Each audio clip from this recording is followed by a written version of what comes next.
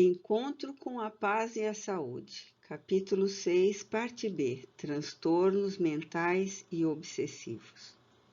Transtorno obsessivo. Examinando-se o ser humano como um espírito reencarnado, portador das experiências decorrentes das existências transatas, sabe-se que ele conduz no cerne de si mesmo o resultado das suas ações morais, que o programam para as atividades reparadoras, em face de não se ter comportado com o equilíbrio que seria necessário, ou para realizações nobilitantes, o que também pode acontecer durante a fase de reparação moral. Tudo quanto haja produzido transfere-se de uma para outra etapa evolutiva, o que lhe constitui recurso para crescer interiormente, mediante o sofrimento que o macere ou através das benesses do amor que vigem toda parte.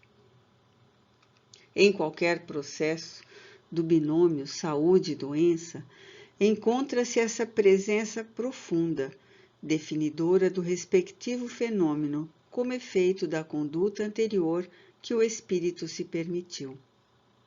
Ninguém consegue atingir um nível de consciência mais elevado, enquanto se encontre moralmente aprisionado nos compromissos negativos que procedem das experiências anteriores. Desse modo, é inerente ao universo a lei de causa e efeito. Portanto, presente em todos os fenômenos, particularmente na estrutura psicofisiológica do ser humano. Os atos incorretos, geradores da culpa, instalando-se nas telas sutis do perispírito, irão conduzir o espírito comprometido a transtornos auto-obsessivos, obsessivos compulsivos e diversas manias, como mecanismo de correção moral automática imposta pelas leis da vida.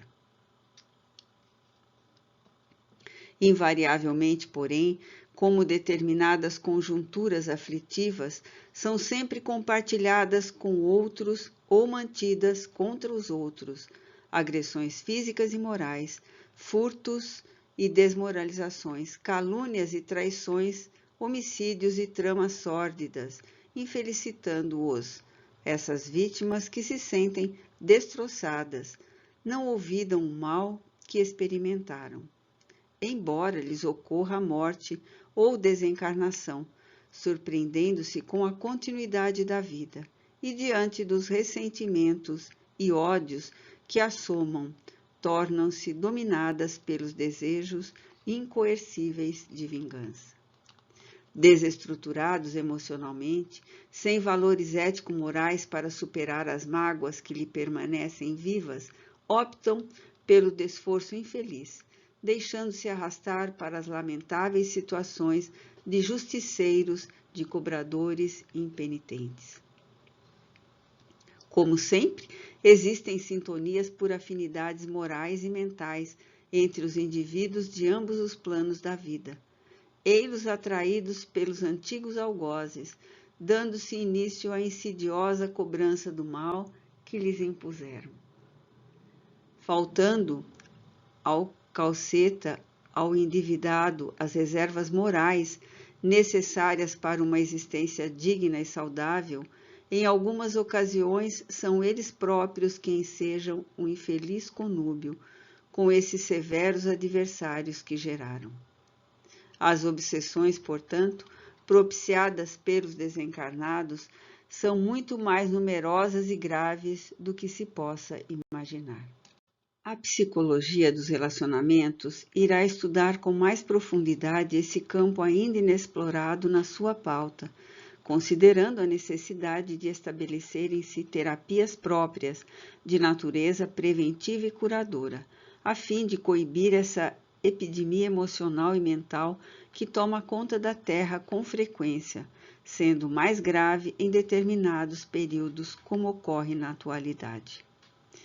Direcionando o pensamento vigoroso contra o adversário, ora no corpo carnal, o espírito enfermo pelo ódio descarrega vibrações que irão perturbar o equilíbrio de algumas monoaminas no cérebro, dando lugar, pela constância, a futuras depressões, a processos maníacos, a transtornos esquizofrênicos, que somente desaparecem quando o agente é afastado, e não apenas mediante os recursos terapêuticos convencionais.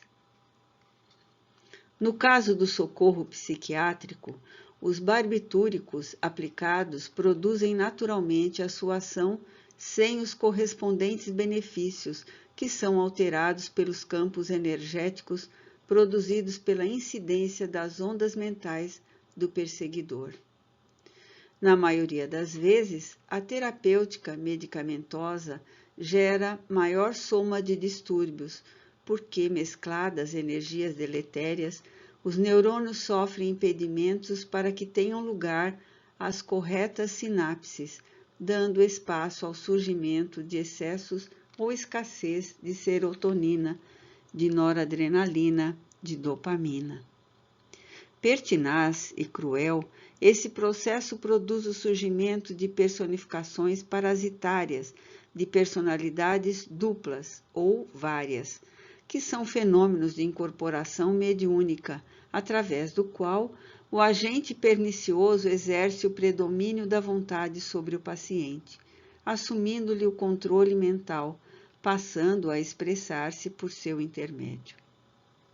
Em outros casos, ativam-se os núcleos de registros perispirituais e o inconsciente libera lembranças arquivadas, que dizem respeito ao período de convivência inditosa, volvendo o mesmo em forma viva que se sobrepõe às paisagens atuais, o que mais degrada a ser vitimado. O prosseguimento da indução penosa no transcorrer do tempo termina por desarmonizar as neurocomunicações e desestabilizar os fenômenos neurofisiológicos, instalando-se então os lamentáveis processos de loucura, de alienação profunda, que impedem a fácil ou possível reabilitação do enfermo. Em fases portadoras de tal gravidade, o agente desencarnado, emaranhando-se nos campos de energia da sua vítima, passa a vampirizá-la, enfraquecendo-a de tal forma que a vitalidade preservadora gasta-se com rapidez, apresentando-lhe o falecimento orgânico. Na sua complexidade, a obsessão pode tornar-se também um mecanismo de aprisionamento para o desencarnado, que após algum tempo passa a ter necessidade desses nutrientes psíquicos que explora no inimigo, transformando-se em vítima da circunstância inditosa que propiciou. São diversas as vertentes de ocorrências desequilibradoras nas patologias obsessivas, diferindo cada uma delas conforme os fatores causais, as resistências do enfermo e as circunstâncias em que tem lugar. Sempre danosas, os seus efeitos permanecem por mais algum tempo, mesmo quando cessa a incidência causal, após a mudança de conduta do perseguidor. Nesse capítulo, merece considerar-se também as obsessões procedentes de mentes encarnadas, que descarregam as suas vibrações prejudiciais naqueles que são considerados como inimigos e podem gerar distúrbios de vária ordem. É inegável a ação do pensamento na conduta humana sob qualquer aspecto considerado. Os impulsos saudáveis são absorvidos com facilidade e transformados em campos de força edificante, harmonizadora, que fomentam o bem-estar, o equilíbrio e a paz. O oposto igualmente se dá quando aceitas estas ondas de ódio, de inveja, de competitividade perturbadora, transformando-se em estados de angústia, desajustamento, desinteresse pela vida, enfermidade. O ser humano é aquilo que pensa. Diariamente o seu cérebro é bombardeado por incessantes informações de toda a natureza, aqui incluindo também as procedentes do mundo espiritual. A consciência destaca-se nesse ser como a percepção do mundo e de si mesmo. A consciência é seletiva por estrutura natural, como é contínua e pessoal, apresentando-se nessas 3 características de que se constitui. No seu caráter seletivo, aquilo que mais lhe interessa ou se lhe torna preponderante passa a merecer maior fulcro de atenção.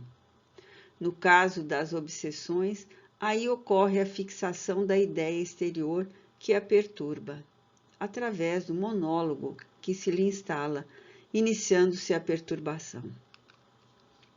A continuidade da ação danosa permite conexões de memórias, trazendo de volta a culpa e permitindo-se a punição. A perspectiva de cada qual ver o mundo conforme a sua própria óptica é resultado da característica fundamental de ser a consciência pessoal, o que resulta na identidade de cada qual. A consciência, no entanto, pode ser nuclear ou primária, superior ou secundária, conforme o estágio em que o ser humano se encontra. No estágio primário, são traduzidas as informações recebidas, e é nessa fase que ocorrem as insidiosas perturbações espirituais. Como na segunda fase a consciência é superior, estando aturdida ao nível inicial, surge o impedimento para que o paciente alcance a sua identificação equilibrada com a vida, seja portador da capacidade de atender os seus sentimentos e de relacionar-se bem com o passado, o presente melhor aspirando ao futuro e selecionando as imagens mentais do processo evolutivo. Há uma inevitável parada nesse processo, em face da instalação do transtorno, detendo-se no círculo estreito das ideias recebidas. Como a consciência nuclear é indispensável para a eclosão da superior, encontramos lá também alguns espécimes animais que a utilizam na caça para a sobrevivência. Sem ela, não se pode alcançar o estágio superior, que é uma conquista reservada apenas ao ser humano, ensejando a faculdade de conceitos abstratos, entre os quais aquele que diz respeito à vida espiritual. O transtorno obsessivo, desse modo, deve ser cuidado desde as suas manifestações iniciais, evitando-se-lhe o agravamento. Diversidade das obsessões. Os transtornos de natureza obsessiva, em face da sua especificidade, apresentam-se sob variadas formas, umas sutis, outras graves e outras muito sérias, transformando-se em problemas psiquiátricos de consequências imprevisíveis. Em face da multiplicidade dos conflitos que aturdem e infelicitam o ser humano, o Espiritismo apresenta a etiopatogenia dos problemas psicológicos e mentais. A obsessão, com seu cortejo nefando de manifestações, que permanecia desconhecida ou simplesmente ignorada por preconceito científico. Não cabe à ciência o direito, ou melhor dizendo, aos cientistas, de negação pura e simples daquilo que ignoram, porquanto é a partir do desconhecimento que surgem as informações e as doutrinas passam a ser consideradas. Aquele que se dispõe ao estudo do ser humano é convidado a uma postura sempre aberta a novas informações, procurando, acima de tudo, o bem-estar dos pacientes, antes que um comportamento arrogante que nega tudo quanto não pôde comprovar. Impedindo-se essa análise, seu estudo ou aplicação, a atitude negativa é mais soberba do que o requisito de sabedoria. Uma rápida análise comprova-o. Antes de Pasteur e suas investigações com o microscópio, bactérias e vírus eram desconhecidos e desconsiderados. Sem os critérios estabelecidos inicialmente por Ignaz Semmelweis, perseguido e detestado pelos acadêmicos do seu tempo, a asepsia não era tida em conta. Antes do telescópio, ignoravam-se as galáxias, os buracos negros, os astros que escapam à visão convencional.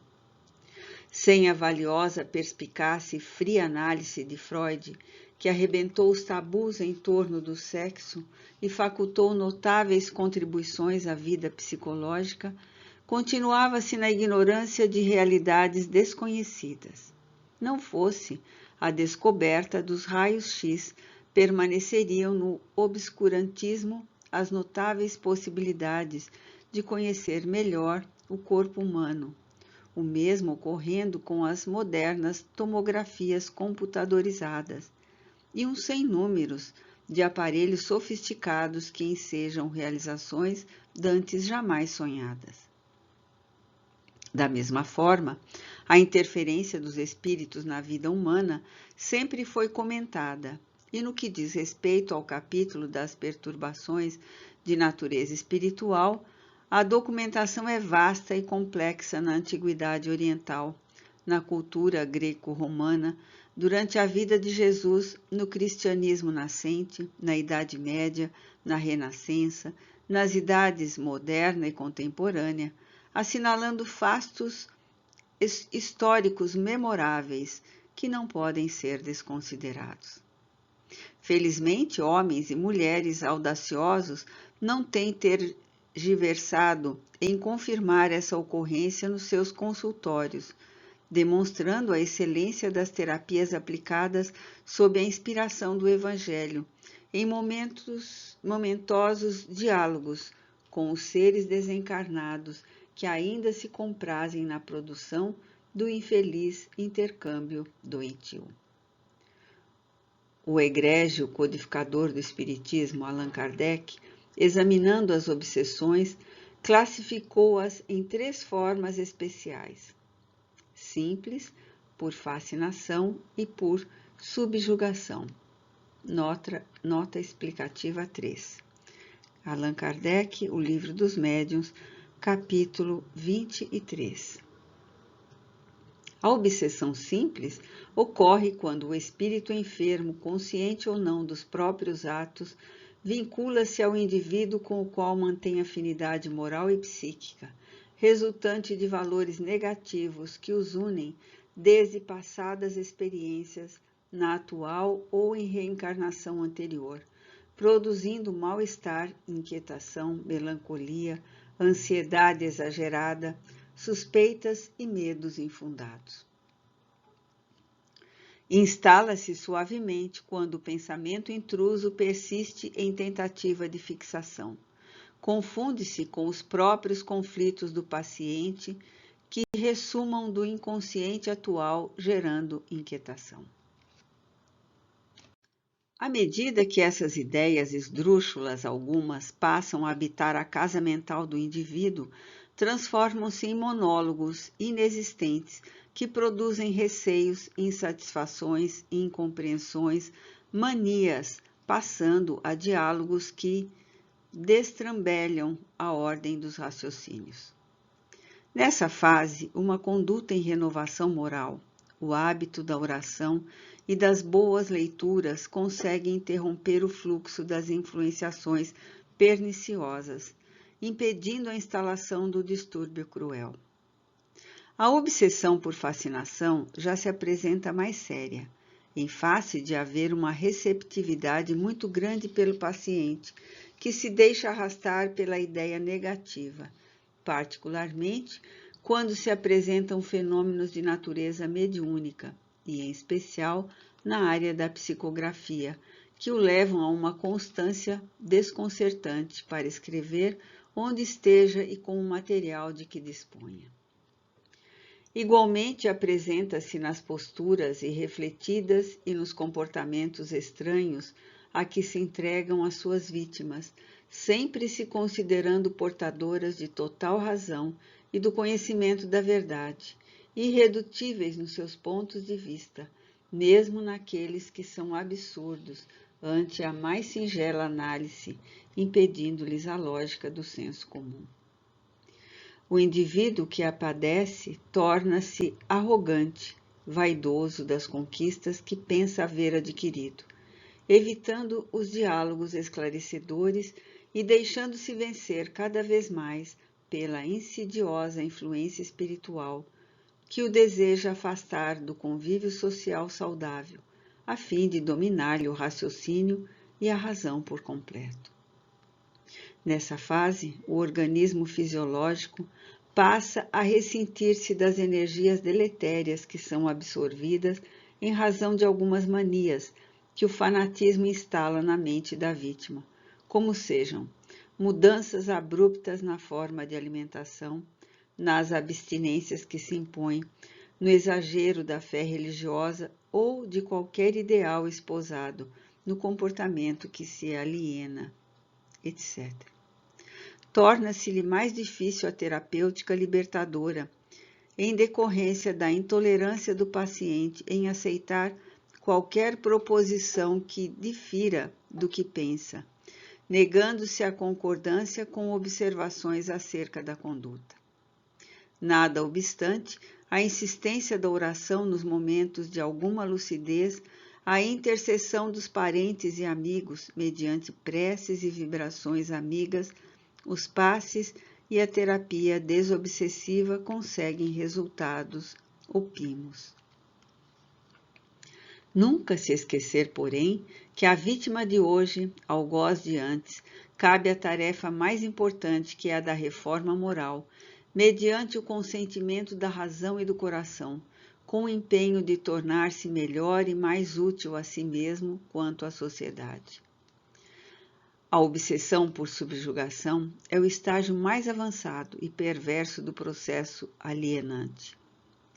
Pode resultar da sucessão das fases anteriores, mas não necessariamente, porquanto pode ocorrer de chofre, inesperadamente, num só golpe, dependendo sempre da profundidade dos seus gravames geradores.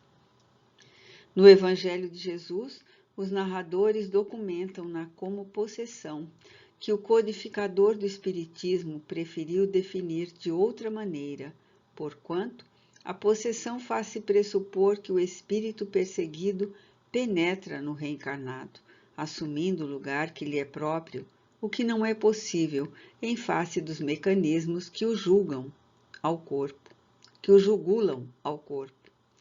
Caso isso ocorresse, dar-se-ia o seu falecimento, sem que o obsessor pudesse manter a sobrevivência da organização fisiológica. A obsessão, seja em que forma se apresente, é sempre de espírito a espírito, através do perispírito de ambos os litigantes, cujas energias mesclam-se numa corrente inicial de hipnose, depois de intercâmbio e, por fim, de predomínio daquele que exerce o maior poder de influenciação, no caso em tela, o desencarnado.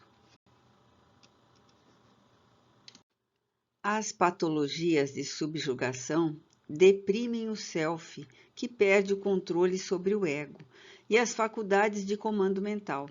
As neurocomunicações, em face da incidência vibratória da mente dominante, tornam-se prejudicadas e, por consequência, a produção de neuropeptídeos faz-se desordenada, trazendo resultados fisiológicos igualmente perturbadores. Esses que serão os efeitos colaterais da subjugação, em longo prazo, abrem campo para a instalação da loucura. Em transtorno espiritual, é verdadeiramente uma expiação dolorosa para o cauceta que poderia haver-se reabilitado dos males praticados mediante a ação fraternal do bem ao próximo, do autoaprimoramento moral, da conduta saudável, exceto quando se trata de ocorrência lapidadora que se instala por ocasião dos primeiros dias ou anos da existência. Em qualquer transtorno de natureza obsessiva, o paciente é também um espírito desajustado em processo de recuperação, em decorrência da conduta arbitrária que se permitiu anteriormente, gerando os processos lamentáveis de que agora padece. Como as criaturas terrenas encontram-se em campos experimentais da evolução, as vivências de cada existência propiciam as futuras conquistas de acordo com os mecanismos utilizados de origem elevada ou perturbadora.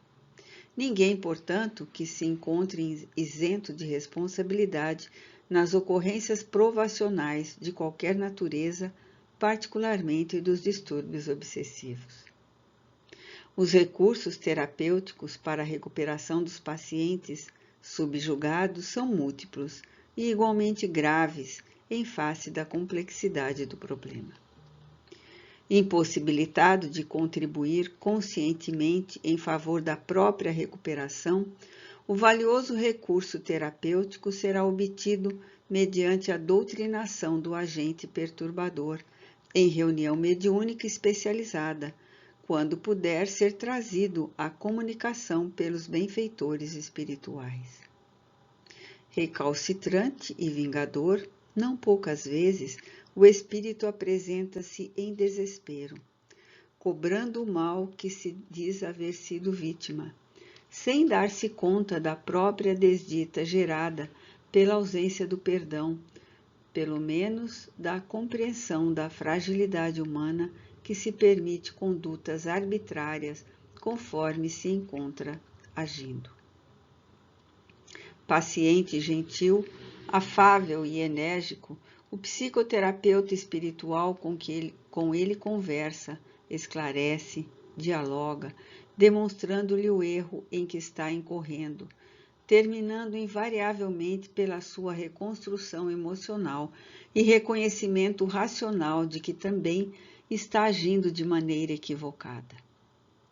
Consciente da necessidade de evoluir, a fim de encontrar a felicidade perdida, resolve por abandonar o desafeto, deixando-o aos cuidados das leis soberanas da vida, que a todos alcança conforme exaradas pela justiça divina. Jesus, como psicoterapeuta extraordinário, conseguia libertar os padecentes das obsessões através da autoridade moral de que era revestido, facilmente afastando os adversários desencarnados, enquanto propunha aos pacientes em recuperação que não voltassem aos comprometimentos infelizes, de modo que lhes não acontecessem sofrimentos ainda mais graves. Considerando-se a gravidade das obsessões, é sempre oportuno o atendimento médico simultâneo, de forma que sejam recuperados os órgãos afetados pelo transtorno sempre portador de fluidos e vibrações perniciosos que enfermam o conjunto fisiológico. O espírito é o agente da vida inteligente, portanto, nele se encontram as raízes de todas as ocorrências que têm lugar durante a sua viligiatura carnal. Saúde mental e emocional, em consequência, resulta da harmonia moral em que se estrutura. Temas para reflexão. 474. Desde que não há possessão propriamente dita, isto é, coabitação de dois espíritos no mesmo corpo, pode a alma ficar na dependência de outro espírito, de modo a se achar subjugada ou obsediada ao ponto de sua vontade vir a achar-se, de certa maneira, paralisada?